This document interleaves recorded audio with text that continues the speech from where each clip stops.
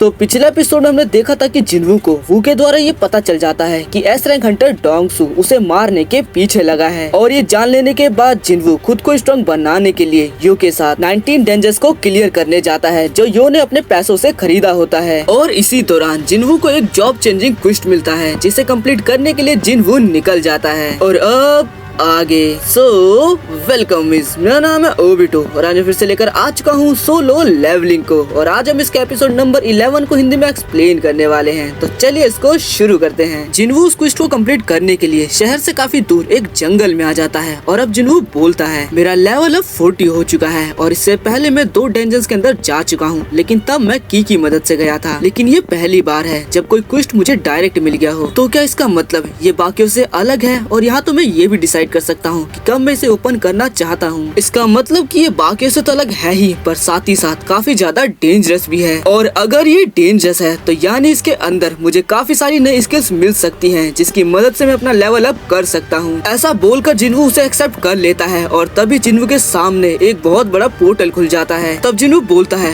मैंने अपना daily quest तो कंप्लीट किया ही नहीं, लेकिन कोई बात नहीं, मैं यहाँ से आने के बाद उसे कंप्लीट कर लूंगा। तो चलो देखते हैं आखिर ये कैसा होने वाला है। और ऐसा बोलकर जिनवू अंदर चला जाता है और यहाँ अंदर जिनवू का वेट इग्रिस कर रहा होता है। यहाँ दूसरी तरफ यू अपने फादर से बात करने आया होता है कि तभी उसका भाई यहाँ पर आ जाता है। यहाँ जिनवू के अंदर आते ही उसे नोटिफिकेशन आता है जिसमें उसे साफ साफ बताया जाता है कि इस डेंजन के अंदर ना तो वो किसी पोशन का इस्तेमाल कर सकता है और ना ही फुल रिकवरी का, और इसे बिना कंप्लीट किए बगैर वो बाहर भी नहीं जा सकता। और तभी जिनवू के सामने एक नाइट आ जाता है। जिनवू भी अपने डैगर को निकाल लेता है और अब जिनवू उस पर अटैक करता है, लेकिन जिनवू नोटिस करता है कि उसके अटैक से नाइट को तो कुछ हुआ ही नहीं। दोनों एक दूसरे से लड़ना स्टार्ट कर देते हैं, लेकिन जिनवू का डैगर उसके आर्मर के अंदर जा ही नहीं पा रहा होता है। और तब जिनवू उसके अटैक को डॉज करते वक्त डीमन कसाका के साथ अपनी फाइट को याद करता है जहां उससे लड़ते वक्त जिनवू अपने हाथ की मदद से उसे मार पाया था। और यहाँ जिनवू यही करने की सोचता है, वो अपने डैगर को रखकर अपने हाथों की मदद से उस नाइट की मुंडी को धड़ से अलग कर देता है। जिनवू बोलता है मैंने तो अपनी यहाँ पर फैटल स्ट्राइक को वेस्ट कर दिया और अब तो मैं यहाँ पर खुद को दोबारा रिकवर भी नहीं कर सकता, लेकिन इससे तुम्हें क्या ही फर्क पड़ता है। यहाँ दूसरी तरफ यू के फादर यू से खाना खाने के लिए बोलते हैं और उसके भाई से ऑर्गेनाइजेशन के बारे में पूछते हैं। तब यू का भाई बोलता है फादर मैं उसी काम में लगा हुआ हूँ, लेकिन कुछ एस रैंक हंटर जैसे कि चाहिन ने मेरे ऑफर को ठुकरा दिया है, लेकिन इससे मेरे प्लान में कोई फर्क नहीं पड़ने वाला। मैं देश भर के एस रैंक हंटर से बात करता रहूंगा और जब हम उन्हें अच्छा पैसा देंगे तो वो जरूर आएंगे। अब वो अपने भाई यू से बोलता है मुझे पता है कि यू तुम भी कुछ न कुछ कर रहे हो, क्योंकि तुमने काफी सारे सी रैंक के गेट्स को खरीदा है, जिसका मतलब कि तुम कुछ बड़ा प्लान कर रहे हो। लेकिन एक बात का ध्यान रखना, अगर तुम मेरे रास्ते के बीच में आए तो मैं तुम्हें नहीं छोड़ूंगा। तब यू सोचता है मेरे भाई को और मेरे फादर को जिनवू की स्ट्रेंथ के बारे में नहीं पता है, लेकिन मैं जानता हूँ कि मैं मास्टर जिनवू की स्ट्रेंथ की मदद से क्या क्या हासिल कर सकता हूँ। यहाँ जिनवू नाइट से लड़ा जा रहा होता है, लेकिन वो बहुत सारे होते हैं। पर तभी एक नाइट गायब होकर जिनवू पर अटैक करने वाला होता है, लेकिन जिनवू उसे मार देता है और बोलता है यहाँ पर कुछ मॉन्स्टर तो स्टाइल का भी यूज कर सकते हैं और यहाँ तो कुछ मैजिक नाइट्स भी हैं। और ये सब देखकर तो ऐसा लग रहा है कि ये मेरी सारी फाइट्स को दोहराया जा रहा है। सच में ये क्वेस्ट मैंने जितना सोचा था उससे भी ज्यादा खतरनाक है। इनसे लड़ने के लिए मुझे अपनी अलग अलग स्किल्स का इस्तेमाल करना होगा, जैसे कि नाइट से लड़ने के लिए मैं अपनी स्ट्रेंथ का इस्तेमाल कर सकता हूँ और वहीं असेशंस के लिए मैं प्रेसिशन का इस्तेमाल कर सकता हूँ, लेकिन मुझे अपनी स्ट्रेंथ का कम से कम इस्तेमाल करना होगा। और अगर मेरी प्रेसिशन कम हुई तो मैं असेशंस को डिटेक्ट भी नहीं कर पाऊंगा। पर इसके बावजूद सबसे बड़ी प्रॉब्लम तो ये मैजिशियन है, क्योंकि इनको हराने के लिए इंटेलिजेंस की जरूरत है और मैंने इंटेलिजेंस में ज्यादा पॉइंट्स को इन्वेस्ट नहीं किया था। पर यहाँ मैं अपनी पावर्स का भी इस्तेमाल नहीं कर पा रहा हूँ और अब तो मैं थकता भी जा रहा हूँ। पर मुझे जल्द से जल्द इस लड़ाई को खत्म करना होगा। और यहाँ दूसरी तरफ जोइजो अपनी टीम के साथ जेजू आइलैंड पे जाने के लिए तैयार होता है। यहाँ जिनवू सभी नाइट्स को हरा देता है और तब जिनवू को काफी सारे रिवॉर्ड मिलते हैं और उसी रिवॉर्ड में जिनवू को एक आर्मर मिलता है जिसे जिनवू पहन लेता है और काफी खुश होता है। जिनवू को काफी सारे कॉइन्स मिले होते हैं और अब जिनवू नेक्स्ट स्टेज पे बढ़ जाता है, जहाँ जिनवू के सामने एक बहुत बड़ा दरवाजा आता है और जिनवू बोलता है पता नहीं इस दरवाजे के पीछे कौन सा खतरनाक मॉन्स्टर मेरा इंतजार कर रहा है, पर अब जब मैं बिना मॉन्स्टर को हराए यहाँ से नहीं जा सकता तो मुझे अंदर जाना होगा। और तब जिनवू उस दरवाजे को खोल देता है। उस दरवाजे के अंदर से जिनवू को काफी ज्यादा हाई प्रेजेंस ऑरा महसूस होता है। जिनवू के अंदर आते ही सारी मशाले जलने लग जाती हैं और तब जिनवू के एकदम सामने एक एम्प्टी थ्रोन होता है जिसकी रक्षा करने के लिए यहाँ पर एक नाइट आ जाता है। उसे देखकर जिनवू कांपने लगता है और इस नाइट का नाम होता है the the red commander Igris. Jinwoo बोलता है ये फीलिंग तो बिल्कुल डबल डेंजर जैसी है। तो ये है इस एम्प्टी थ्रोन का रखवाला,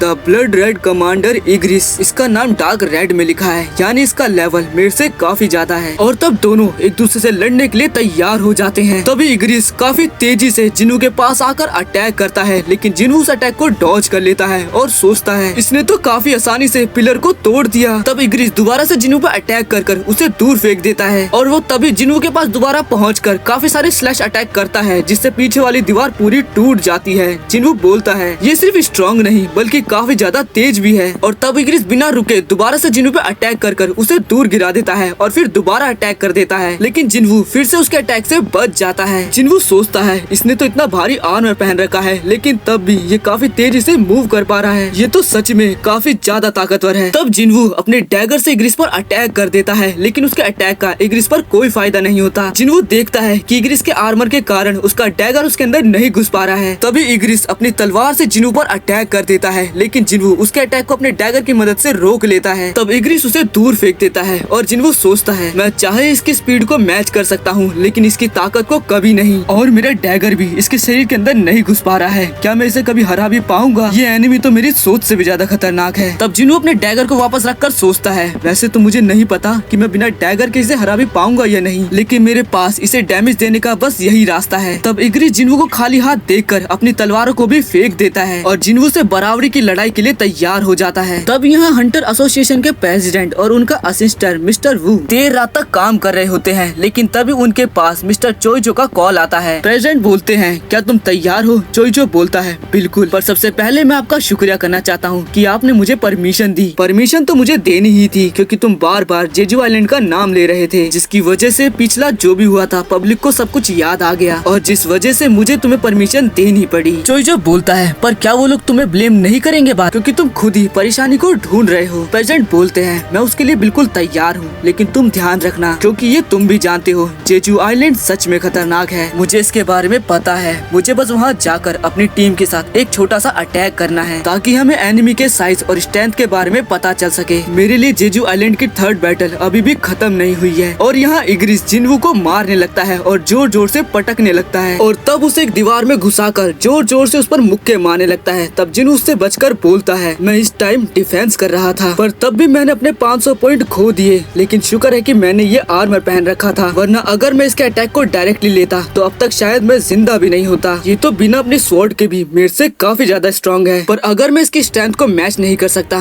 तो मुझे अपनी स्पीड को इससे ज्यादा बढ़ाना होगा। और तब जिन्वू अपनी पॉइंट से अपनी स्पीड को बढ़ा लेता है और इग्रिस पर अटैक कर देता है, लेकिन इग्रिस उसके अटैक को रोकने में सक्षम रहता है। तब जिन्वू बार बार उस पर अटैक करता है, लेकिन इग्रिस हर बार उसके अटैक से बच जाता है। अब इग्रिस उसे लात मारकर काफी दूर फेंक देता है और फिर से उस पर अटैक कर उसे जमीन में दे मारता है, पर जिन्वू अब भी हार नहीं मानता। वो इग्रिस पे लगातार अटैक करता रहता है और एक लात जिन्वू उस पे दे मारता है, पर इससे इग्रिस और भी ज्यादा गुस्से में आ जाता है। वो जिन्वू को मारते मारते इधर उधर पटकने लग जाता है और जिन्वू को एक भी अटैक करने का मौका नहीं देता और दूर फेंक देता है। तब जिन्वू सीधा उस एम्प्टी थ्रोन पर जाकर गिरता है। तब इग्रिस जिन्वू के पास आकर अपनी तलवार को वापस बुला लेता है और जिन्वू का गला काटने वाला होता है, लेकिन तब जिन्वू उसकी तलवार को रोक लेता है और बोलता है मैं अभी तक हारा नहीं हूँ, और इग्रिस की तलवार को दूर फेंककर अपने डैगर को इग्रिस की आंख में घुसा देता है। इससे इग्रिस को काफी ज्यादा दर्द होने लगता है। तब जिन्वू उसे दीवार में दे मारता है और अपने डैगर को वापस अपने पास बुलाकर इग्रिस के गले में घुसा देता है, पर उस अटैक से भी इग्रिस को ज्यादा कुछ फर्क नहीं पड़ता। लेकिन तब जिन्वू काफी ज्यादा पागल हो जाता है और पागलों की तरह इग्रिस पर अटैक करने लग जाता है और अपनी पूरी जान से उस डैगर को इग्रिस की गर्दन के आर पार कर देता है और इससे वो इग्रिस को हराने में कामयाब हो जाता है और बोलता है ये तो सच में काफी ज्यादा खतरनाक था, मेरा लक था कि मैं बच गया। ये मेरे से स्पीड, एबिलिटी और स्ट्रेंथ तीनों में काफी ज्यादा तेज था, अगर मैं एक भी गलती करता तो मारा जाता। तब यहाँ जिन्वू को 4 रिवॉर्ड मिलते हैं, जिसमें पहले रिवॉर्ड के तौर पर जिन्वू को 1.50 लाख गोल्ड मिलते हैं। दूसरे में जिन्वू को इग्रिस का हेलमेट मिलता है जो कि एस रैंक का होता है और कुछ इक्विपमेंट्स भी मिलते हैं। तीसरे में उसकी एबिलिटीज को भी बढ़ा दिया जाता है और एक स्टोन मिलता है जिसे फोड़कर वो कोई सी भी एक एबिलिटी को ले सकता है। और चौथा उसे एक टेलीपोर्टेशन स्टोन मिलता है। ये सब पाने के बाद जिन्वू सोचता है क्या ये मुझे इसीलिए मिला है क्योंकि अभी तक क्वेस्ट पूरा नहीं हुआ। और तभी जिन्वू के सामने काफी सारे पोर्टल्स खुलने लगते हैं और तब जिन्वू को एक नोटिफिकेशन मिलता है और उसे बताया जाता है अब देखना ये है कि तुम कितनी देर तक यहाँ टिक सकते हो, और जितनी देर तक तुम यहाँ पर टिके रहोगे तुम्हें एक्स्ट्रा पॉइंट मिलते रहेंगे, तुम्हें बस एनिमीज को मारते रहना है। और तब अब यहाँ पर काफी सारे पोर्टल्स के अंदर से एनिमी आते रहते हैं। जिन्वू सोचता है अगर ये सारे इग्री जितने ही ताकतवर हुए तो, पर कोई नहीं, ये उसके जितने स्ट्रांग नहीं है। यहाँ दूसरी तरफ चोइजो अपनी टीम को लेकर जेजू आइलैंड के लिए निकल जाता है और यहाँ जिन्वू बोलता है ये लोग बस ये देखना चाहते हैं कि मैं कितनी देर तक यहाँ टिक सकता हूँ, लेकिन इनकी संख्या काफी ज्यादा है, इसीलिए मैं गायब हो जाऊंगा। तब वो अपनी स्टाइल मूव का इस्तेमाल कर गायब हो जाता है, लेकिन तब एक मैजिशियन उसे ढूंढ लेता है। जिन्वू को अभी यहाँ पर ज्यादा टाइम नहीं हुआ होता है और तभी एक नाइट उस पर अटैक कर देता है। तब जिन्वू उसे हराकर सोचता है लगता है मेरे पास लड़ने के अलावा कोई रास्ता नहीं है, पर मैं इन्हें कितना भी मार लूं ये लोग गेट से आना बंद नहीं करेंगे। तब जिन्वू अपने हाथ में टेलीपोर्टेशन क्रिस्टल को लेकर बोलता है लगता है मुझे यहाँ से जाना होगा, पर तभी जिन्वू पर एक नाइट अटैक कर देता है। उसका टेलीपोर्टेशन क्रिस्टल भी दूर गिर जाता है और अब सारे नाइट उस पर अटैक करने के लिए आगे बढ़ते हैं। और इसी के साथ ये वाला एपिसोड यहीं पर खत्म होता है और अब हम मिलेंगे नेक्स्ट एपिसोड में। और नेक्स्ट एपिसोड सच में काफी ज्यादा खतरनाक होने वाला है, तो इसीलिए मेरे चैनल को अभी सब्सक्राइब कर ले।